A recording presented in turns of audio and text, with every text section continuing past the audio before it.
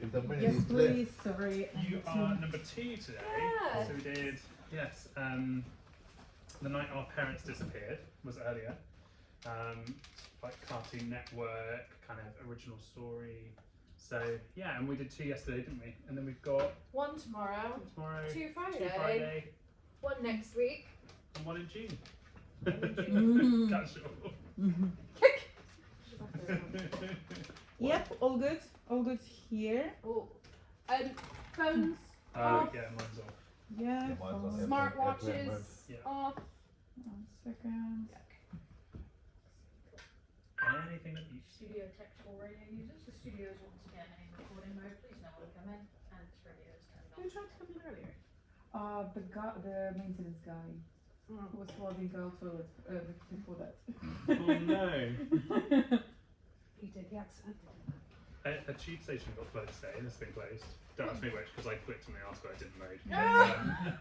Why? One has. Flooded from one of it. From the rain. It's been raining consistently Oh, for the last 24 okay. Yeah, hours. yeah. It's That raining. is true. Right. Let me know when.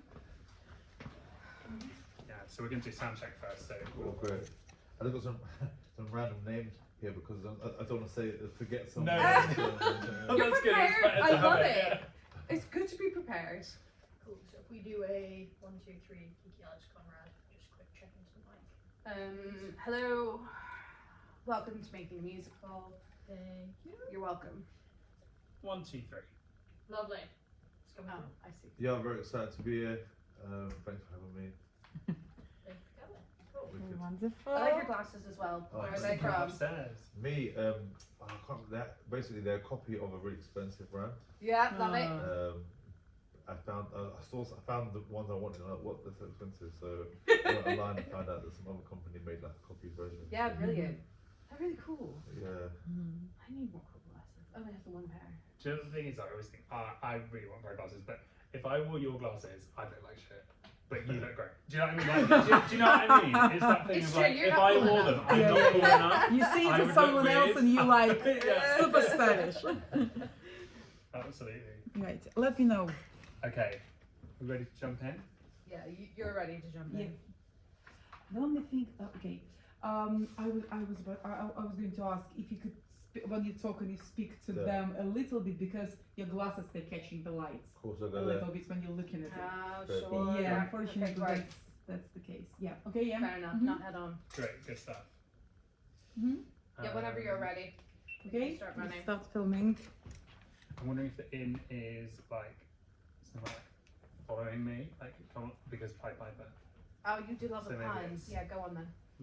Yeah, go on. So, Kiki, today's episode of Making a Musical, I'm going to ask you to follow me. No, that's not going to work. I thought it was going to work, and it's not going to work.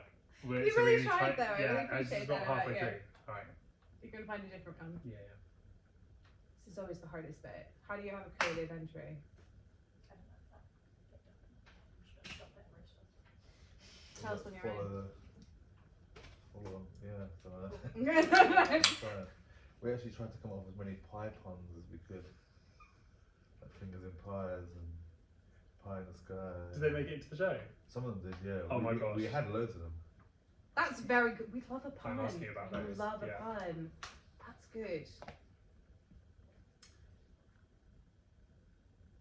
Kiki, today's episode is one of those musicals which makes me feel very uncool. But let me tell you, it is very, very cool. We are joined by Conrad Murray, who's the writer of Pied Piper. See, why did I struggle with that? No, Gosh. it I'm so happens. sorry. Do you know, we haven't had this the last couple of days. No, I'm having a complete It has to time. happen. You one more time. You Once had we're it. there, we'll be fine. You're there. You were almost there. Kiki, today's musical is one of those musicals which makes me feel very uncool because the musical is so cool. So cool. Way cooler than either of us put together. Genuinely. Way cooler.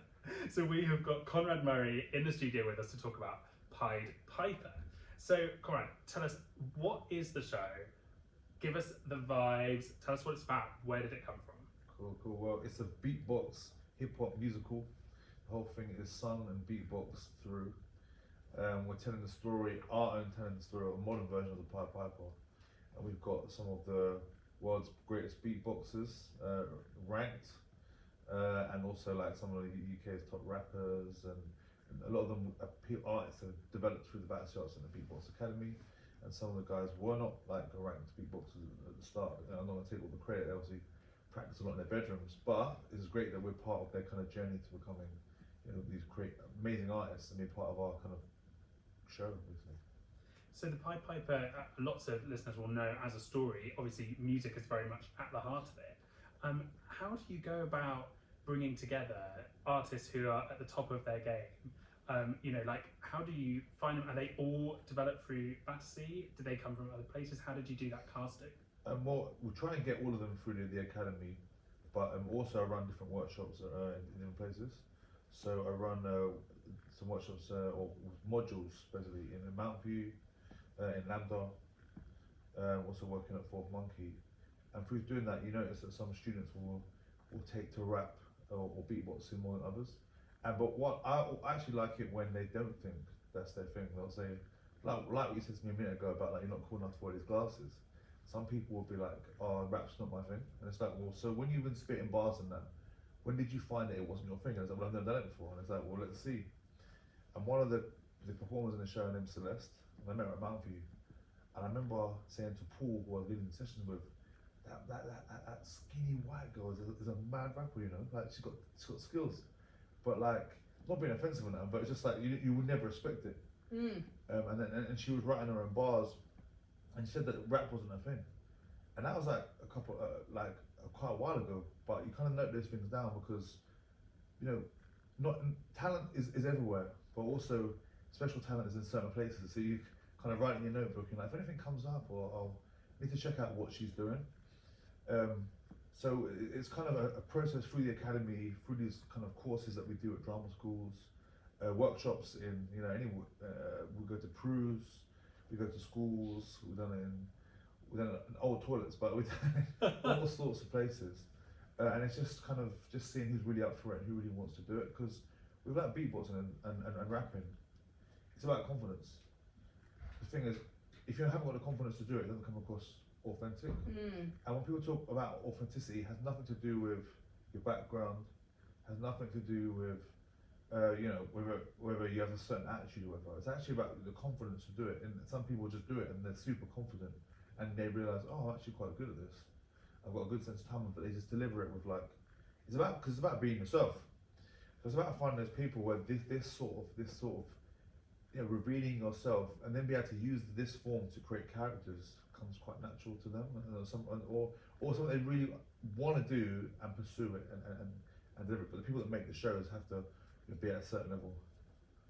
So when you're extrapolating that and creating work like Pied Piper, I presume there's a lot of like layering that kind of has to happen. Yeah. What was that process for Pied Piper? We have many different ways to do it. So one of our main ones is jams, and we call it a circle jam.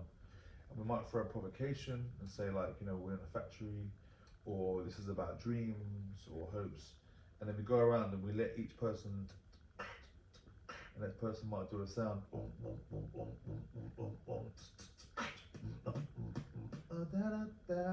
you might be like, oh, actually that was great.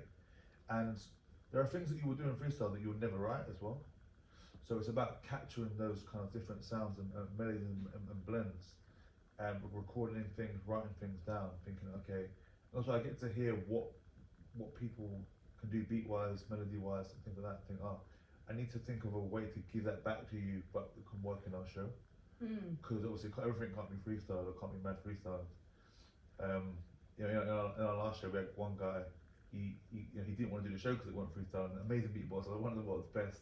But it's like, no, this is not the true purest form. Which is actually, that's him, man. And he didn't care that we did the show block and do really well. It's just like, I'm still part of it in my, and he meant it, But yeah, so we do jams, and then sometimes I'll go home and I'll layer stuff down on a digital audio workstation or a loop station, and it might be things, and I will be thinking about the voices that we have in the room. Think, what are people capable of, and I know what they'll turn it into. And I'll also play a bit of guitar as well, so I'll use that to work out what the chords are, what actually is this song, because then it's easier to kind of know what it is. Otherwise, when you just freestyle, it's just some madness. It could be can sound amazing, but it can also be this shifting, eternal kind of mad thing. So sometimes I will kind of break it down and work out what exactly are we doing here. Or when it's a soundscape or something, the beauty is the fact that can be quite eternal or just kind of mad. How do you you've heard all of those kind of different sounds, bringing that together, you're at home, you're layering it up. How do you then communicate what everybody needs to do throughout a song to all of the performers? Well, actually, once I play that demo back, I'll give people the freedom to work out the parts. So it's like, it's no different to like, some songwriters will come in with a basic song, and then certain musicians will come and bring their parts to it, all their other parts. It's a bit like that, but these guys are so individual that like, because it's the voice, it's not only the notes they're doing, but it's just the frequency that's coming from their body will be so specific to them. That gives it its flavour, and it's kind of makes them very connected to the songs and the sound. But I do present songs back, but also some of the songs will just be made in the room as well. What do you think the percentage of that breakdown is? How much is like developed in the room entirely versus you going away, writing something and bringing it into the room? That's probably about 50-50. Yeah. About 50-50, and like in all the ways, because I'm always going away thinking of people's voices anyway, and their sounds and something that they've given out into the universe. You know what I mean? It's like, okay, it's not just like me there doing it. I think this is the best song ever. I'm always thinking, what other sounds will go with this? And I'll give a version, and they probably laugh thinking, I'm gonna do it a lot better, but I know they're gonna do it better because I hear what they can. Because each person does their thing amazingly well. I think that's probably the key in creating any good ensemble is trusting everyone. But how do you take a group of people and build that trust? Like, do you have specific techniques, or is it just making sure you're listening and engaging in that way? I guess it's about getting ideas or opinions and views about the material. Lots of like co-creation and jamming, and even all the pieces that we make that aren't part of the show are quite important. They're part of the journey. Like probably like any show, like there's like several different backstories that no one ever gets to see or hear. But those stories. So this is just a tip of the iceberg, man. You have a great outtakes reel. Yes, yeah. There's Pied Piper 2, yeah, the sequel. That's the mixtape version. Yeah, love that. Or like another show, or some bits are saved and we can put into another show. But I guess it's about that. It's about being really understanding. I guess the group that we're working with, they can, everyone's got their own issues, right? So it's not like leave your troubles at the door and just do the work. That's one way of working. Actually, it's kind of we wouldn't exist if we did that. It's more like people might have to leave and come back. We kind of need to share those things. Some people got their own kind of idiosyncrasies. Like that's how we get the best work. I don't think that we'd get shows like this if we didn't have to deal with each other's kind of own kind of energy and like the way that people go on. Like even if you've like gone to drama school and been trained, you come from particular backgrounds, you're gonna get over that and all of a sudden become like this like fully finished performer. I just turn up, I do the job and go home. You still have a lot of other stuff that you still got to deal with. So it's about kind of having that duty of care and that just kind of like a bit of openness. I kind of see it as part of our accessibility is trying to understand this. It doesn't make it easier, especially if you're trying to direct and deliver a show for a certain deadline. It makes it harder for me, like and you end up being the focus of like you're in charge of what people want. but you do it for the greater good. So I think that's the way that we do a lot of our accessibility, is allowing for people's own situations, and people have got massive. I think that like them top trumps cards where it's like each that you might have like top energy, a little bit of strength, all the things.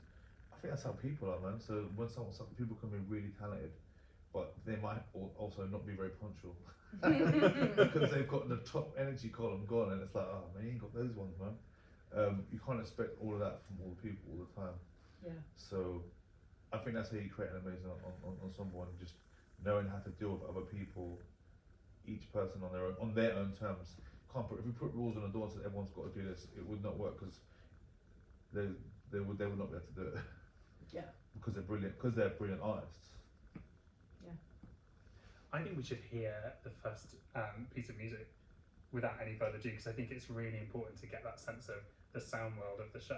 So let's have a listen to Welcome to Hamlin. Tell us where this point is in the show and what the purpose of the song is. So it's at the very top of the show, although we introduce the characters first and we talk to the audience. This is the first full number. There's like an intro. There is an intro piece before this, but like this welcomes you to the show and the world, and it's letting you know all that Hamlin is, not that great a place. It was once good, once done great and special things. People still have that sense of like, it's kind of great, but it's not so great, and people are quite greedy, and it kind of sets the tone musically for the show. Perfect. Perfect.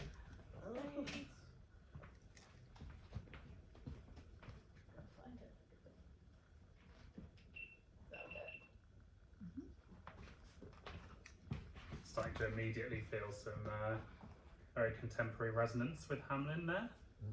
And Little bit. where we live. Oh no, why is it not connecting? Oh, there we go. We always like just to have it in the background. We can natter on top of it because we're not recording, but it helps us sit where we are and have a good way to come out in the chat. Cool. But also, Love I just this wanted track. to, I know, that's It's just I'm such a just good like very track. happy to listen. How long did it take you guys to devise this then? Look, quite long actually, because we went through loads of iterations. About 5 years. Wow. Yeah. I do think it could have took shorter, but it's just allowing for the things happening and COVID as well. Oh yeah, Sure. of course. Oh, Well, been that's just long enough like 2 now years on that everything, this isn't is it? it. You know, yeah. Yeah. took my life. So 3 years. Yeah, 3 years. 3 years officially. Yeah. But like we had cast members like come and go and stuff as well, like Yeah. issues, and even in the final show, like one of the people who we thought was definitely in the show didn't actually with us from the start. Didn't make it into the show. Like Wow. had some issues, and it was just. I mean, I never would have imagined that she wouldn't be in the show actually. Lucky enough, she dropped out before we did our PR, like shots and stuff. I was bad, but then because we could replace her, basically. Yeah. You wouldn't want to do all your shots and that, and then they're not in it. Hell yeah, restart from the It's top. so annoying. Well, especially when you're working with such individual artists as well. Like, there's a real like profile there, and, you know. Yeah. I know the producers that are I like, know. Yeah. Shuddering. Yeah. I mean, everything I was saying about like accessibility in that this show, especially the last show, also drives people crazy. Drives people insane. Yeah. I've also become a bit hardened to this. Not totally. I'm sure. Like they get away with fucking murder. Get away with murder, mate. Honestly. But yeah, they don't know they're born. They don't know they're born. I think it's come out, it's particularly bad post-pandemic as well. I think Oh there's been God. such a shift. Everyone's Not, like, not for the why is better. everyone so out there and us? So I'm doing all this for you. It's Like, okay. every fucking thing. Because it's been 3 years of just catering to number one, and that is Oh it. God, it's like giving people serious mental problems. Like Oh, it's bad. serious It is bad bad. problems. Like, yeah, I mean, I'm actually co-producing this show, so I am feeling that pain of a co-producer, and sometimes BAC are like, because directing it as well, Yeah. it's like you're doing this and that. It's like you need to act like a fucking co-producer now, Yeah. and it's like I'm trying, but it's like I'm also trying to keep the show on the This road. is Yeah. it. Like, Yeah. You've got to have a good relationship with everyone. Yeah. And, yeah, Oh, absolutely. that's But- We should definitely chat Yeah, I was about just- that I more. as literally well. write Have you it done down, that? write it Yeah. down, write it Nicely done. Okay, so I think coming out of that song, it'd be really good maybe just to discuss your specific process in creating that piece, because I think we'll Yeah. tie it in really nicely. And then maybe one of us can ask the question on how long it's taking, because I think that's really useful to know, and kind of how that, or the whole piece. And then we can go from there. Does Yeah. that feel good? Yeah, feels really good. Okay. Do you want me to? Oh, you guys tell me when you're ready. Yeah. Do you want me to take him out of it? Mhm. Cheers. You're welcome. Ready? Recording on all caps. Right.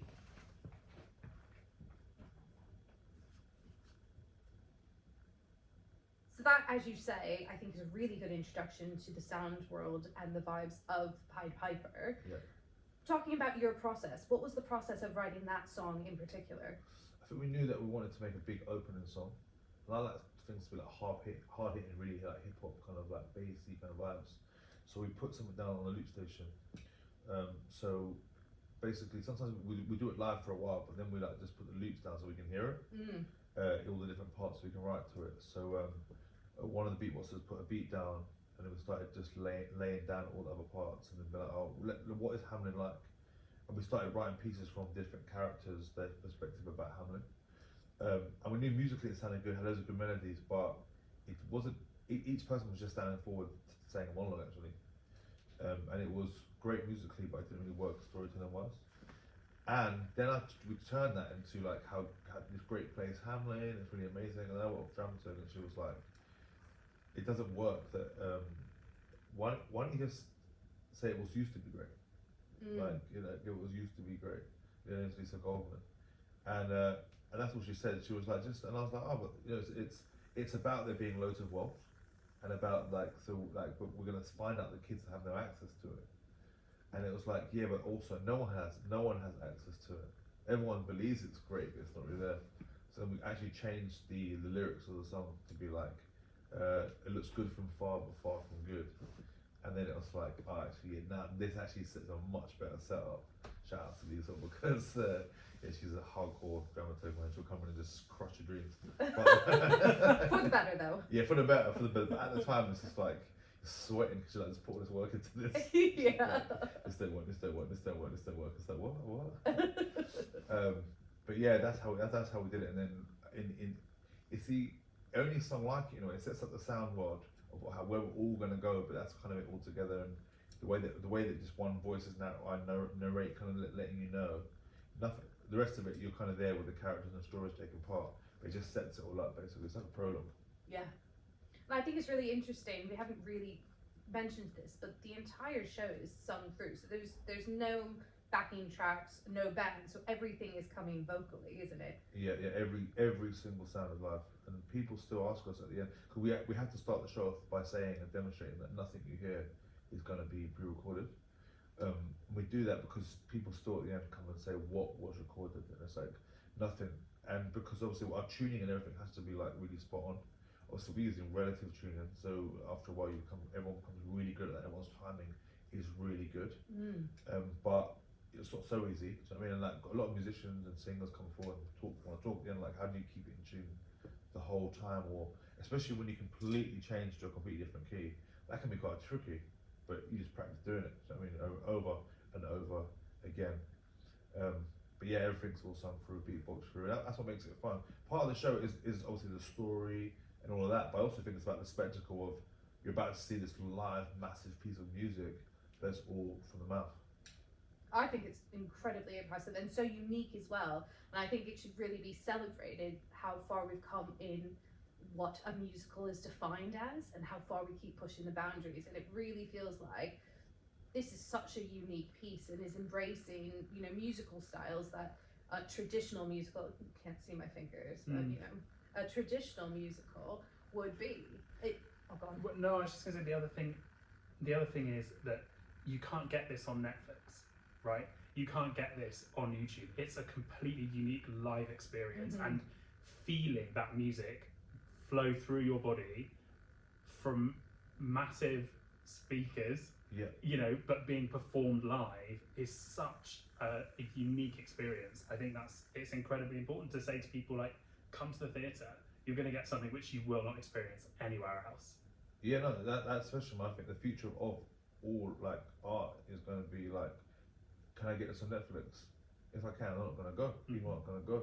So you're right. It's like you're only going to feel those tingles and that kind of magic from it being live, from being with those live frequencies in the room. That's what we're all just vibrations and frequencies. I don't get too like mad at here, but like that's what we are, right? Because we're dealing with sound. Like that's how you're going to experience it. And I think it's great to point that out because you're not going to get this on Netflix. Like, of course, Netflix. Shout out to Netflix. You want to record us? You want to put it out there? Yeah, on a exactly. special, We'll find a way. yeah, We'll find a way. we'll do You it, can have it on Netflix. Yeah. But like all the stand-up comedians and everything on Netflix. Okay, it's on there, but we know that it's not going to beat being in the room alive with these people. With these people. So not only have you written, collaborated on making the piece, you're also directing and co-producing. How have you found time to do all of that when when you already have such a lot to concentrate on? Yeah, it's pretty mad. I'm co-directing as well with Rhea Parrott, but yeah, she's amazing. Shouts out to Rhea, but no, it's hectic, man, because you're dealing with being a director of a show. You've got to look after the company, and you've got to make sure that it's all working. But then you've also got to look after the production. Those things are actually not always in harmony. And that can be really hard, and sometimes I want to level with people, be like, I'm trying to think about the show, and I know that you care about the show basically, and you want people to watch the show and watch you, and to make that happen, sometimes we have to look after production into two different things. I actually think that a lot of shows need to be demystified, like the budgets and how things work. Agreed. Like a lot of the time, to make people feel good as producers, we do so much that people are so pampered that they do not realise what it takes to put on a show. They don't know how difficult it is to break even with the money that you have, and they think you're ripping them off. Usually it's not ripping them off. You're taking money out elsewhere to give them more money or more time or much more. You're gonna work much more unpaid than anyone else, but they act like you're the man. And I just think it has to be, if people want to say, talk about their lived experience now and they want to be looked after and pampered, which we're all willing to do, then we need to look after everyone. And everyone needs to say, well, actually, this is what we're doing for you. And it might sound, I don't know, like I'm going a bit far, but I think people don't care about the other people, the backstage people or the production people who are in tears at night. They only care about the actors and the artists. And that also needs to be talked about. I've seen other staff crying and people in tears, and everyone puts on a brave face to save the artists. And I'm an artist as well, and actually I don't want to know that me, Fran and Wobbly has made someone else cry. Someone said it to me, and sometimes I have had the sense of that. I felt really gutted because I didn't know that. Do you know what I mean? Or someone said, this is what this costs, or this is what has to happen for you to get paid. Someone else isn't getting all this extra. Someone else isn't getting paid. Then it's like, I don't want it then. I think that a lot of artists would feel that way if they were told. Yeah, it is really tricky because I think a lot in the news, particularly coming out of the pandemic, is making sure people get paid fairly. And as much as it's a passion, theatre is a passion. A lot of us can't do it for the money. Do you know what I mean? Yeah. But we also have to be upfront about where the money is going. Unfortunately, people want accessible ticket prices, but we also want to pay people, and there's a middle ground of both of those things can't happen simultaneously all the time, because where's the money coming from? Yeah, it's a big conversation. None of us have solutions around this at this table, do we? But yeah, it's definitely something that we shouldn't be shying away from having conversations about. No, that's it. I think people are shy. I think I'm all for accessible tickets. I'm also for people paying when they want to pay, and humans like art. We pay millions of pounds for paintings. People will pay for theatre tickets as well. That's okay. It's okay to I will go and do a workshop. I can say this anywhere, and people pay me some nice money to do it. And I also say, and by the way, what I'm doing here is also free. The same stuff is free at the Back Sales Centre. It still doesn't stop people from paying. Because we all enjoy, we will pay for what we really, for that service or for that person or whatever we want. But again, people being paid fairly, it's about what that means. If it means that someone else, if your version of fair means that someone else doesn't get paid, is that fair? I wouldn't mind getting paid less if someone else is also getting paid.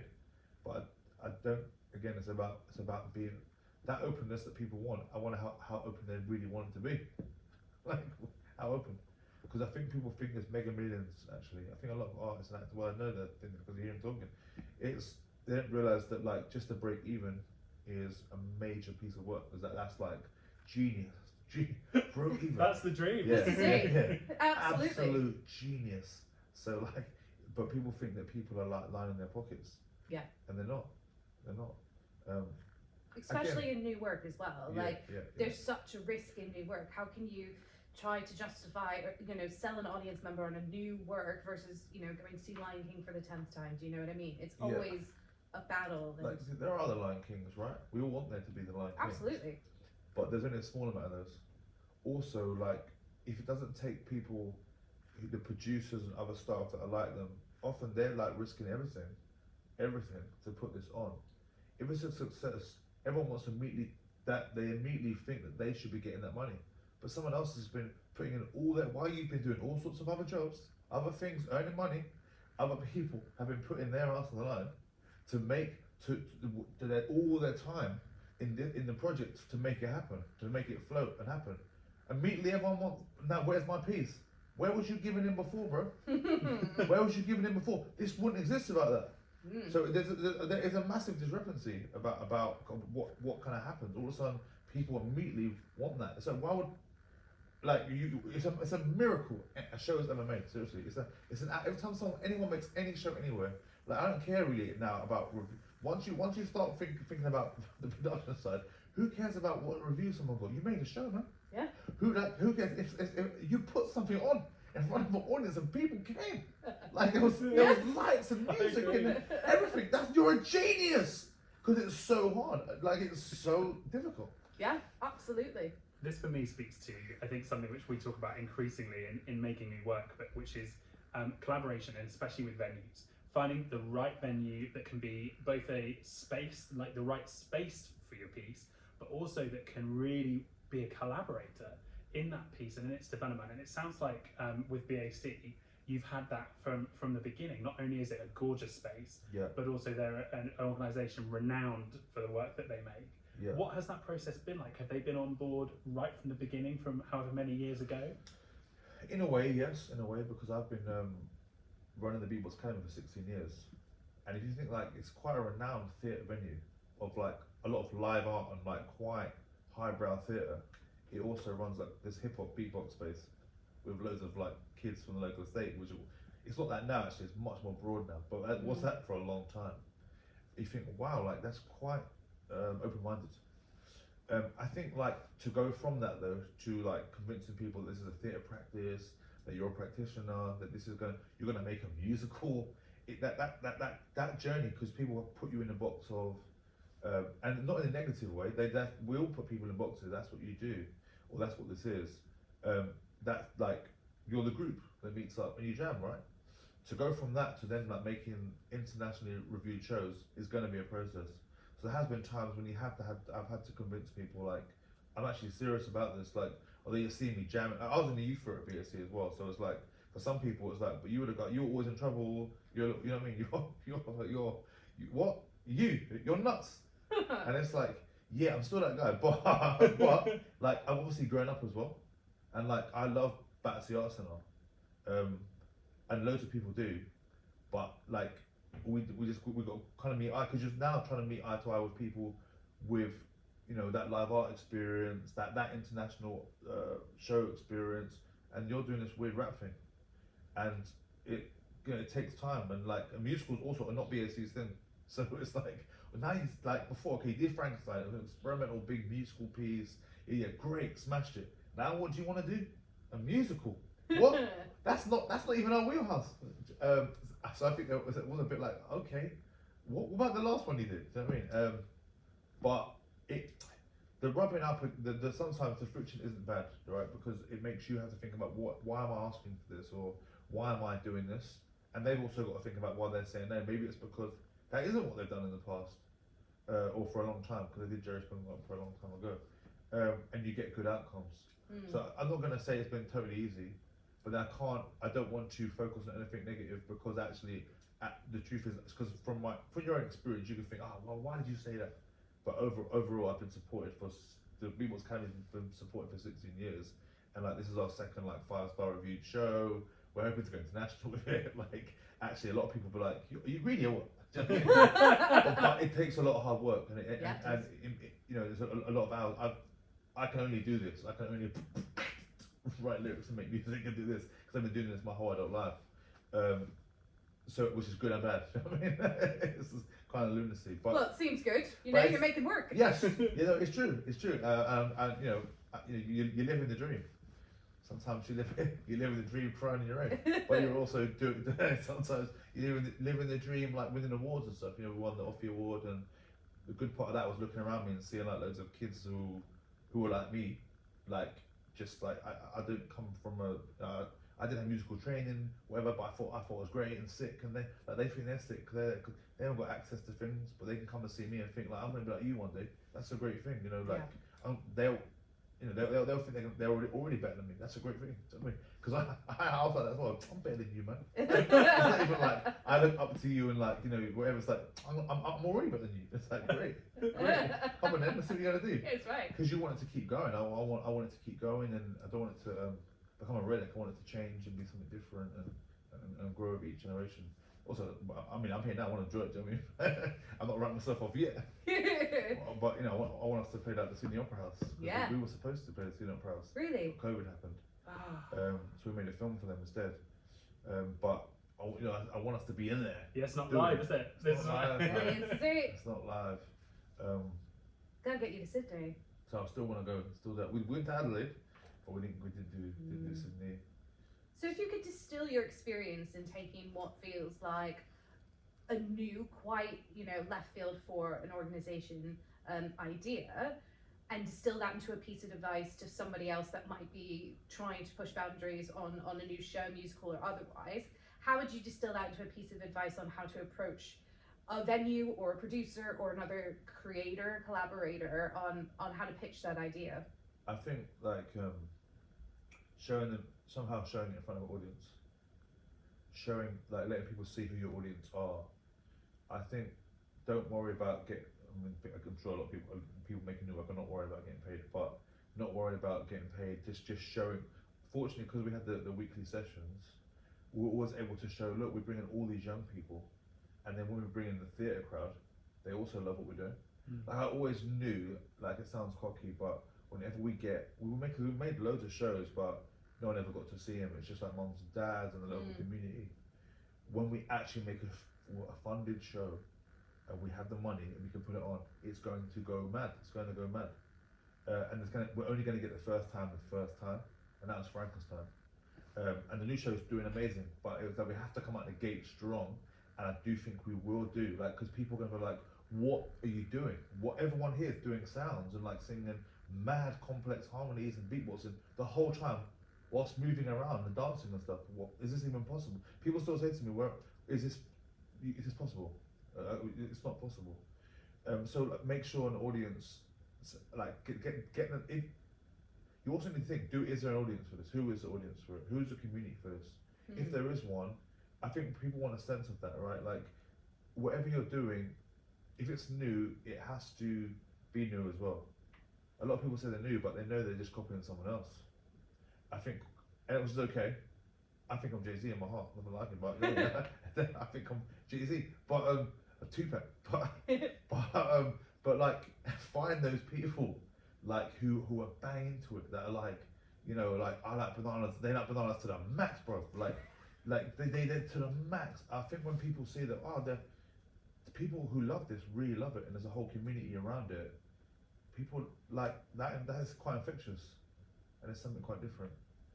And don't worry about being different. I lean into that different nature. For years, people always said, like, I went to go see an old school mental one, and left school and said that I wanted to do hip hop theatre, and like honestly, it was just like a joke. It was like it's never gonna happen. Like theatre industry will never accept this. It will never ever happen, Conrad. Like, and hip hop will not even be accepted here. Like, it will never ever be accepted in the UK. And I was thinking, wow, like so close-minded. And I got into a good school, a good high school. So I was like, I can't believe that I went to Brit school. Like, well, you're just gonna tell me straight that will never happen. And it was like, no, that will not happen. And I made all these printouts from printouts, showing them all these images, everything. And it was like, but it was just like, I was such a geek that I read so much about theatre practitioners and the history of how things changed. I was like, but there's nothing here that mentions like the London working class experience is not noted at all. It's always normalness, right? It's always normalness. Musically, there's no hip hop, there's no rap in theatre at all. It doesn't exist. And there's no my family are Indian, right? There's no Indians, there's no rap, there's massive holes here. But like the spaces where all these people made massive movements, frantic assembly, complicity, it was where they found these little niches. These aren't even niches, man. These are huge holes. And I knew this from 14. Like, so I was like, there's so many things here. Surely, I just need to pick one. And it was like, I'm just gonna pick the hip hop theatre, like, and there are other forms of like dance hip hop theatre, but there's nothing where it's just like we're rapping, we're beatboxing, we're making beats, and it's actually gonna feel a bit gritty, a bit naughty. Like, you know, sound tech engineers in theatres and stuff are always complaining it's too loud, or you know, this is a theatre show, not a gig, and it's like it's not your last theatre show. It's this show. It's this show. So I think lean into, yeah, I know it's cliche, but lean into whatever makes you different. From, like, that's gonna be good. And again, it's about finding that tribe. Is there one? Who are they? If there's 10 supporters, have them. And I've always had I found good producers early on, like years and years and years ago, like Liz Morton, people that were telling me that I was good before I even realised it. That was like, you can do this. Like, producers are the linchpin of the industry. Because they find it, they find the crazy people. I was like a troublemaker. I was getting arrested. Like, I found people, like, I was in the youth theatre, people telling me, "Oh, you're special." Maybe they were lying, right? But they changed my life. Maybe they were lying, but they were like, "No, the things that you're making up and stuff, you need to take this actually quite seriously." And it was like, and I was serious about it, but I was also like, if I don't make it good at crime, then I might be poor. But if I don't do that, then I'm gonna have to be good at theatre. So I'm not advocating crime, because I leant the other way, and I was like, if I do this, if I go this way, I'm gonna have to go this way because I'm gonna get robbed in the streets. I mean, people are like, "You theatre man now? What? What are you doing?"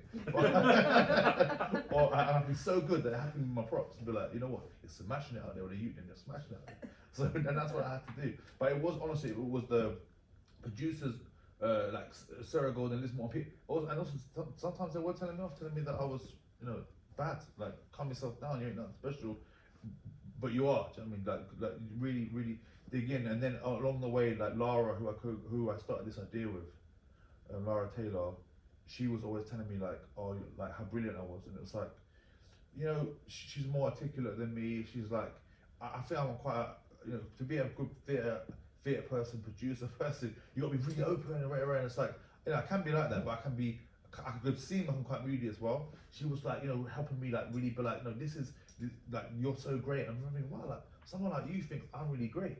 And she's a producer at the National now, and it's like, when we first worked together, I was at the Beatbox Academy. She was on an internship, and she was like, "I think you're amazing." And I'm thinking, "Wow, like you're like intelligent and that." and you're telling me that you think I'm good. So we've had a really good partnership, like, because we made Frankenstein together. And we did. She was my producer on other shows that have been published, for the Foxes, and now this. And I just think it's like finding those people that have got the brains as well, because she's quite smart to be like to G you up and know. I don't think it's just her G me up and had nothing there, but it's like finding those people that believe you, that also can open those other doors and be like, hey, you know, she just had the energy to convince other people like this is the thing. Yeah, I mean, I don't know if I distilled it enough. But No, well, to distill it further, finding your tribe, I think, was brilliant. It's absolutely that, finding the people that still have the same passion, speak the same language, want to make the same work as you is so important. And I'm still working with all those people now, from new people I'm picking up along the way, like Celeste from drama school, but also to junior who I was in the youth theatre at BAC in 2000 with. So that's a long time. Yeah. Like since teenagers, like at BAC, we're still there now. So I can't, even if I'm off there at BAC, I can't be too long, because it's like I've grown up in this building's been in my life more than it hasn't. Like, it's insane. Yeah. It's mad. I think BAC has maybe also possibly a unique place in its community. I mean, I remember when there was the fire there, and there was a real outpouring from everywhere in the industry, without exception. And maybe that's because we could all feel that, like, that was the kind of theatre that we wanted to work for, that we wanted to make. you know, we wanted to make people care about our venues or pieces in the way that people do care about BAC, and it's a huge testament to them.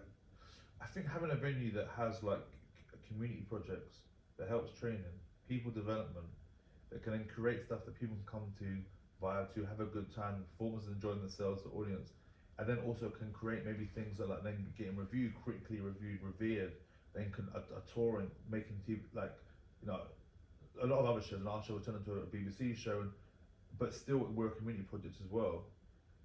And we started as that, we never ever knew this was gonna happen. It's such a great testament to like, also like, if you just believe in what you're doing and the efficacy of the idea, like it can happen, but you can't money this water, just let everything be so real, because we'll always, if you have your foundation and your supporters, you can always go home. So whatever happens, I still got my Thursday sessions, I go and jam with the kids, I go jam with some of the artists that, the guys who support me, my assistants, they were kids at school 15 years ago who were the students. I was young leading it anyway, like thinking, what am I doing? but now they're artists in their own right. They've also been in massive shows or in other shows, current shows of mine, in Pied Piper, and now they help lead the sessions, and we all have this mad weird beatboxing practice. They also go and work in drama schools, but we've all like developed through BAC, and now it's like it's a school, it's a home, it's a place to go. Like, I think a lot of people talk about theatre being like home, like a church, but it's not always so true, right? But with BAC, it has been like that. We need to protect these spaces, you know, and it's a hard time in the theatre right now. But BAC has just been like it's been given its rent by Wandsworth Council, like it's so, and Wandsworth Council just made borough of culture, which is great for about Brilliant. So yeah, I mean, if you're making a new show, head down to BAC, man. Talk to them. I mean, who knows? But they've got a lot of spaces there. And if you need space, they're good. Like, there's a lot of, you know, a lot of theatres have a lot of space. And I do think that sometimes if you just ask to use a space, I'm currently working at the Polka Theatre on the hip hop musical version of Romeo and Juliet.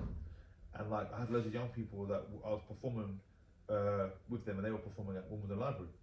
So like, I was doing I do a lot of random things. And I'm just like, yo, can we use some rehearsal space at Polka? Like, and like, oh, it's free. So we're rehearsing there yesterday. I was thinking like, it's just amazing. You know, there's a lot of resources. People really want to look out for each other in the theatre.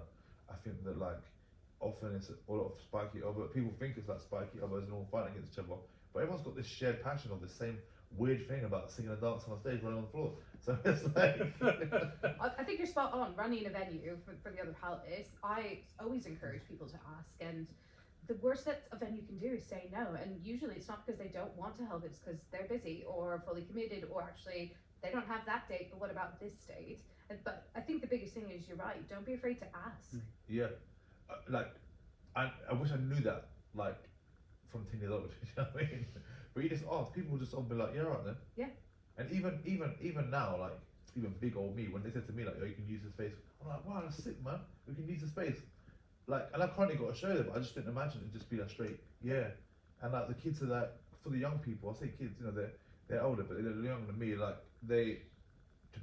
know that they can just go in and have a space, rock up, beatbox, practice all day. We were there from 3 o'clock, just jamming all day until we had a performance in the library in the evening.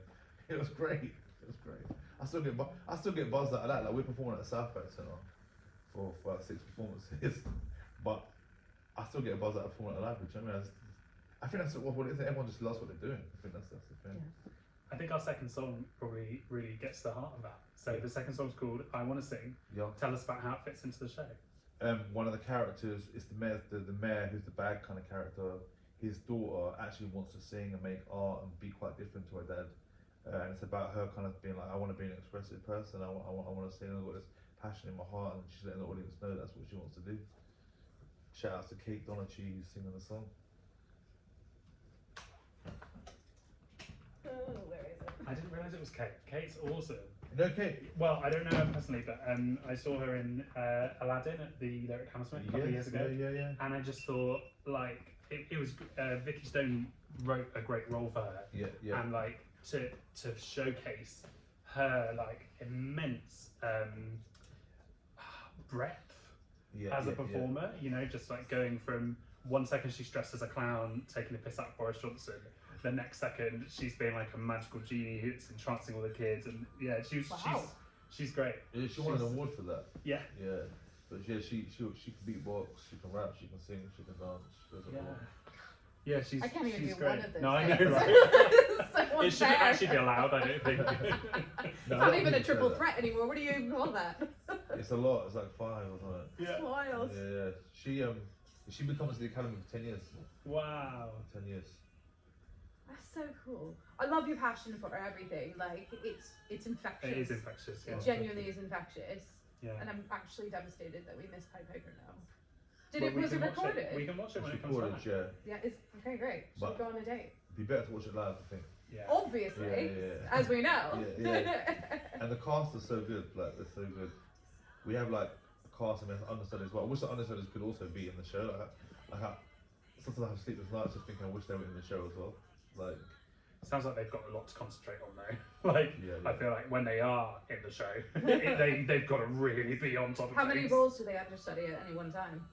right now, well, all of them.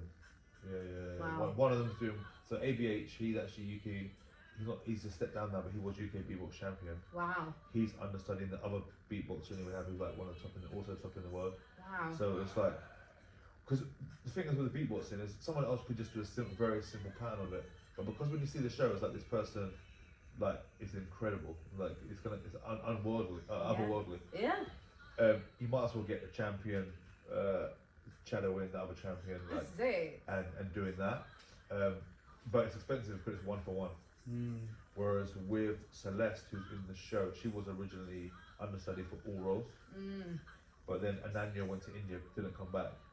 So then now Celeste in the show. And then we have another, who's our understudy? Celeste? The maths of it is quite complicated. Yeah. No, I hear That's you. what I was thinking. 'Cause with my director brain on, I'm like, oh my god, that's show Bible. And Yeah. the colour coding, it's got to be impressive. I can Oh, imagine. I know what it is. If anyone goes sick, basically the guy who is actually a beatbox champ, he actually is a great singer and actor as well, and dancer. Amazing. So he actually is amazing at those things. The guy who's beatbox champ, he is amazing at beatboxing and he can do all the other things, but he's very much him.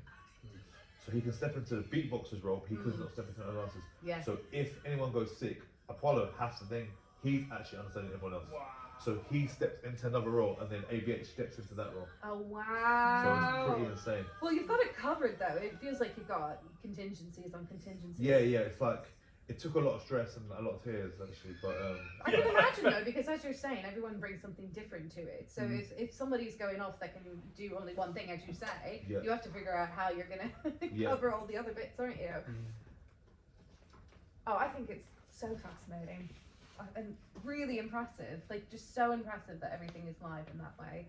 It's very much like having an actor muso show, but you know, no physical instruments. It's all Yeah. just in the body.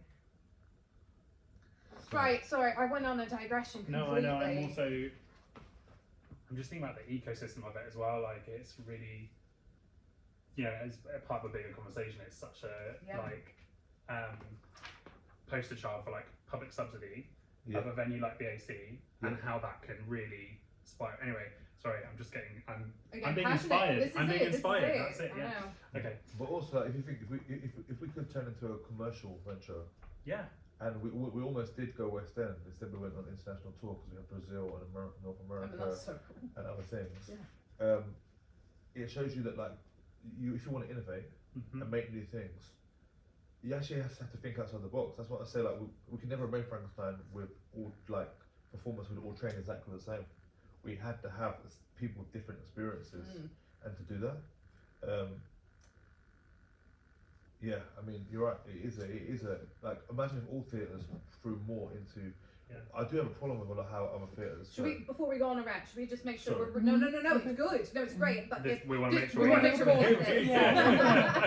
Yeah. Right, it's Are filming, you good, Anna? Yeah, is and there this one is filming as well. Right. We are filming on all three fronts. Thank you. I think part of the thing for me is that this feels like a real ecosystem. Yeah. Partly that you've built at BAC and been a part of at BAC. Not only is it a massive kind of poster child for public subsidy of the arts and why that's so important, but actually building that system whereby you're training people, you're entertaining people. It's subsidized, but it was also becoming commercial. Like, how does that feel for you? It's incredible, and it just shows how, like, if you want to innovate in the arts, then public subsidy is massively important. Also, like, you know, our performers have gone into the West End. They've gone to perform at the Globe and performed in other things that are commercial, as well as us. You know, I think we're close to being commercial. I'm working on other commercial projects on beatboxing, on rapping, and we're seeing other people using these forms in their things and in their call-outs. Some of it says like Frankenstein, or like we want to perform on like Amanita Francis from Frankenstein. I'm like, wow, these are people that came from like a state school in Battersea to Battersea Arts Centre to do this, and we're making it up. I made it up as I went along. I mean, people are like, oh, you get everyone to go boom, clap, things you're doing. I'm making this up, mate. Now it's like publishing Methuen as a petitioner's book. Yeah. But I'm just like making it up every week. Now people want to emulate that. It's crazy, and I want them to do it, because all theatres should be doing what BAC have done, but they weren't. I guess we weren't making it up as we went along. But you know, but funding, it has been cut, and it is. We need more of this. And actually, like, the arts and media create loads. You want to just talk about, people really care about money. That's what they care about. And it's like, actually, like, innovate in this way. Like, technology, the internet was paid for by the government, right? The art and the performance and stuff we want can also be paid by public subsidy and create things that are commercially wild, and everything can go nicely round and round. I think, unfortunately, with the Battersea Arts Centre, with the People's Academy, we allow also all ages to come, because why not? I mean, I can't think of a good reason why you'd stop people coming at a certain age. Because when you know you don't need training, you wouldn't go anymore. Because who likes practicing, right, and not really doing it? Like, but a lot of theatres, they'll have a scheme for, like, you know, I'm not just being aggy or negative here, but I've got a problem with how a lot of other people run their schemes. They think their schemes are a way to get money, but actually it's the product the schemes create can actually bring back in, because we could get more funding from other parts. We create the Beatbox Academy, we have all these young people coming in, and that can also access different kinds of funding for the audiences, and that you're diversifying the body, and we have done that over many years. But they just see it as, you know, you're 16 to 19, and when people get to that age, you can't come anymore. On their actual birthday, they say they can't come. I know many who were like, you can't come. Wow. And like, people are like devastated. That's their home. What's the point in having that band there? The band there is only there from funders. Why does the venue say no? Doesn't make any sense. Any sense at all. And like, you know, a lot of people, but they only realise, depending on your back, some people by 21, you've been to uni, you've been to college, done this and that, you're ready to go out. I know by 25, maybe you stopped looking after your mum. Maybe you decided you want to go to uni now. Maybe by 30 you decided that. Like, everyone has different time they decide. So it becomes, unfortunately, you know, to use a dirty word, quite a class-based thing, what the venue's doing. But also, you've got to wonder, is this course that you're running for you, or is it for the people doing the course? And actually, it actually works against you if you're just using it as a tool to get more funding. Because the funding's there, but what if the thing itself was able to create new artists and ecology for you, new audiences for you? All this comes back for you, but you have to think long game. I think now we've been going for 16 years, it's easy to see the benefits of that. That's a long time. Yeah.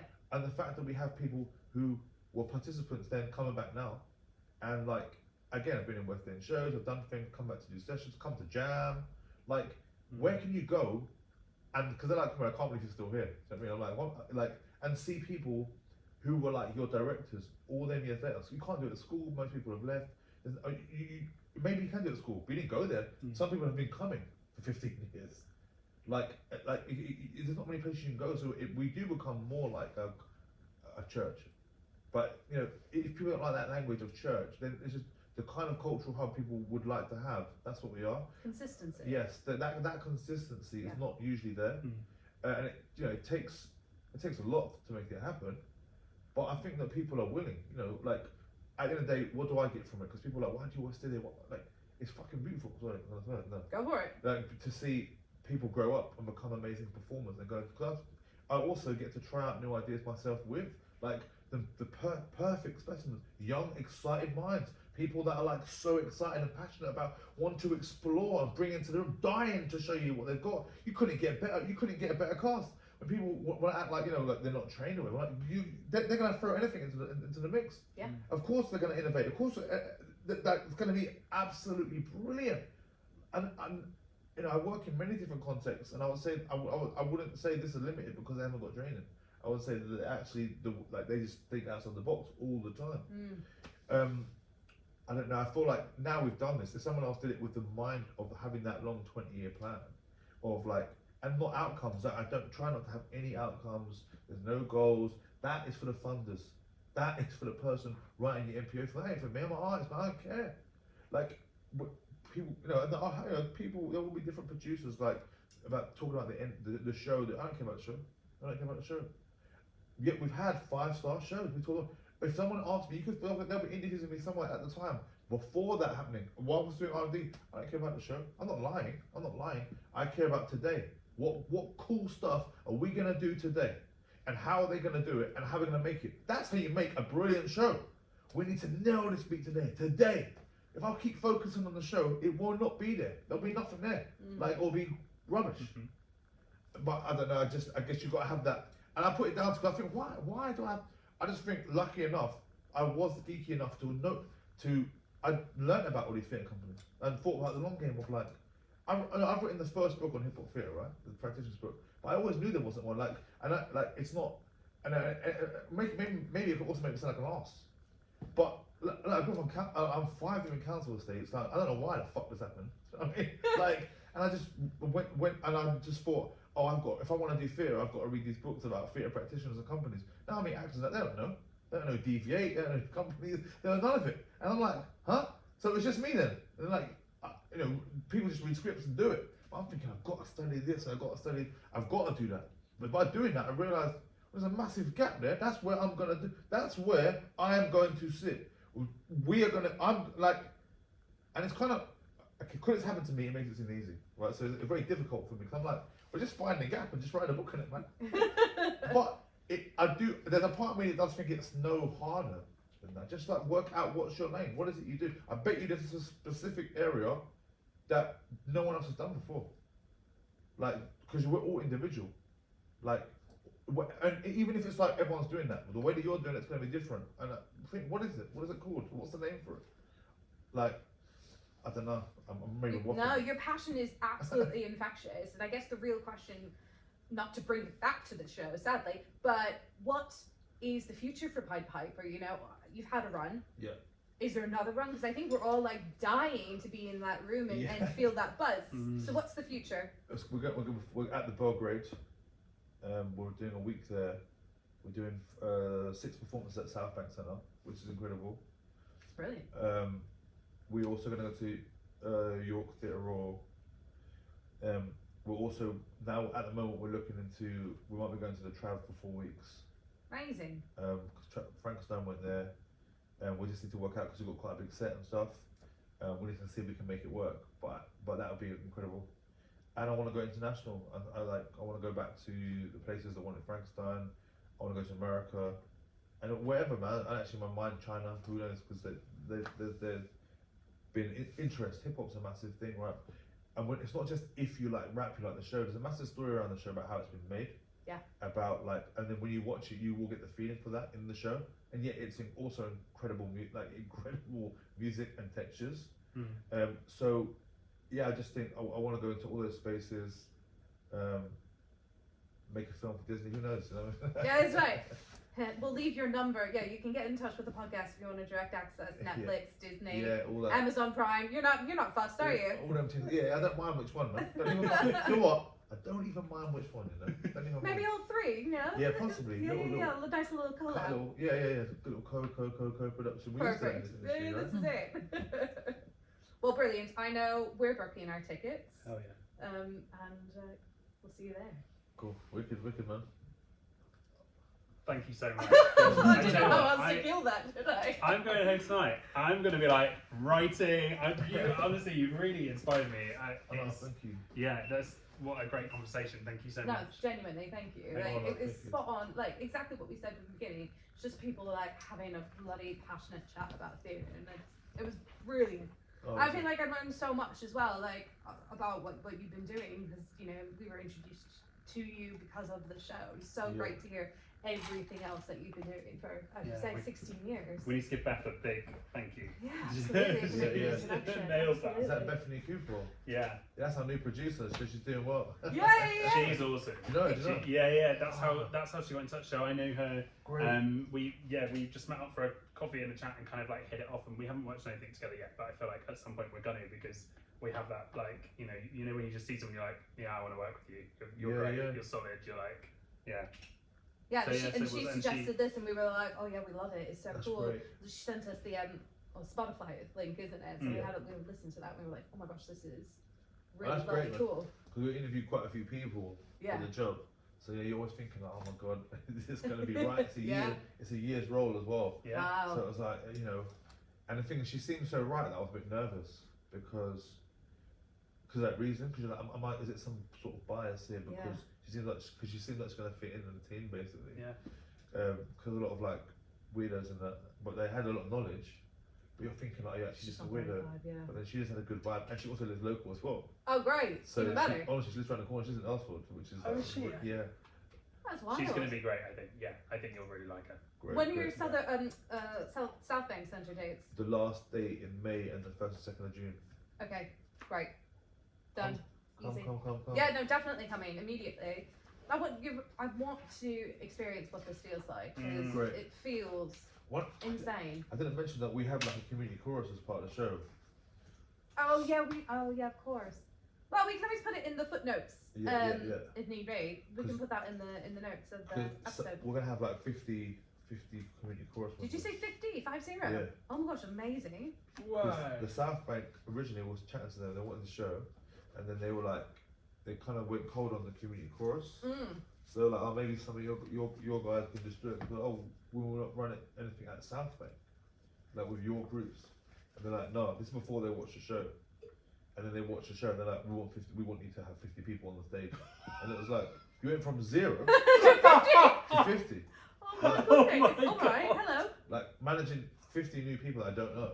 Like, and That's then gonna be a lot. take them on the process and then put them in the show. What size are your community courses normally then, or on Like, average? Like we have probably a pool of around 20, Okay. and it's one night might be 8 people, next night 12 people. Yeah. Like, Hello from that. to so it's 50. quite a lot. It's quite That's a lot. gonna be electric though. Yeah. Well, when because it was the best moment in the show when they come on the stage, because all of a sudden all these kids come on stage. So it's like, what's happening right now? Yeah. And then like they also get involved. Yeah, I'm glad that they came around. Like, sorry, I'm waffling on, but No, it's when great. we went to Adelaide, at the Adelaide Fringe Festival, have you been?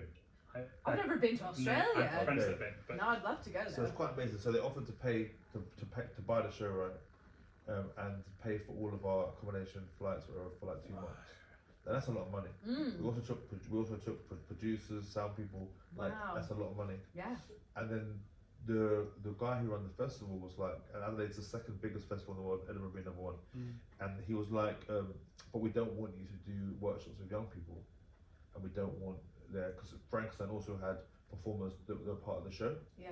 Because we're paying for like this professional show, we don't do that. We don't have, it doesn't have an audience of outsiders. It's just like this artsy vibe. Right. Okay. So, and then I was like, I said, we're not doing the show then, or we're not doing it. And then he was like, okay. And then so they call back and they're like, oh, are you seriously not doing the show? And it's like, what's the point? It's redundant for us to do it. The company's called the Beatbox Academy. What we're gonna do is just come there and show off. yeah. Like, it doesn't make any sense really. It's quite redundant. We can do it here.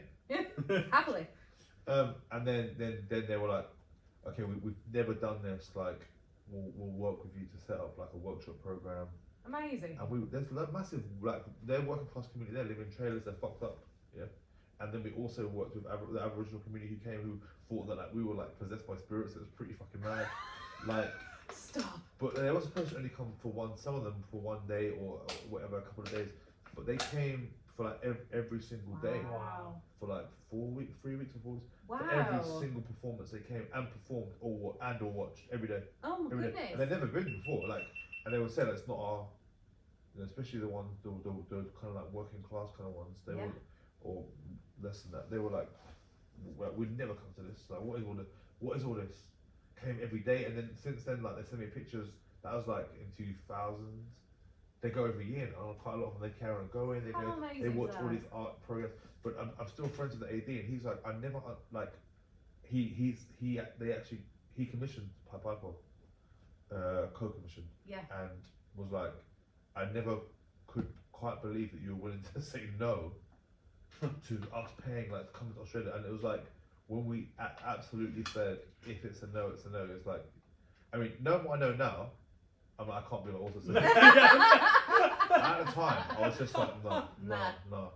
I think because we had a lot of offers at that time. Yeah, of course, you could be choosy. And then he was just like, fuck it, let's just do it. Like, they're actually just gonna say no. Yeah, but I bet they've benefited from that. I bet that, 100%. and now they're probably doing workshops with other artists. Yeah, right. Yeah. Probably a core part of everything, isn't it? It made That's loads of amazing. news programs. We made all the national news. That's Like, so cool. it helped our show basically with the news. Hell yeah. We sold out like showing, and also we had like all the young people performing on the news. Like, Oh, they couldn't wow. believe it. Yeah. We were on the radio. Like, I was at the barber shop. One guy was like, "What are you doing right now?" And I was like, "Oh, that's one of our songs on the radio." I was on their BBC, Stop. on their ABC, because they started playing the songs on the radio. It became insane. But really, having all of the young people and people involved helps it. They don't realise, like, it helps the whole thing circle around, Yeah. that ecology of it. And I just think, big show, buy tickets, rare. I'm like, just get people involved, man. Yeah. Get people involved. Also, parents and their kids and all that. Like, people love their kids doing something. Yeah. That spreads. It's infectious. Standing at the Sky's Edge have done a similar thing because you know Charlie. We used to do the podcast with a friend of ours called Charlie. And Yeah. He his mum was part of the community chorus of Standing at the Sky's Edge when it was in Sheffield. Oh wow. And did Charlie bring 20 friends to come and see it when it was at the National? Yes, he did. Yeah. So like it's. Is there still a community chorus in it?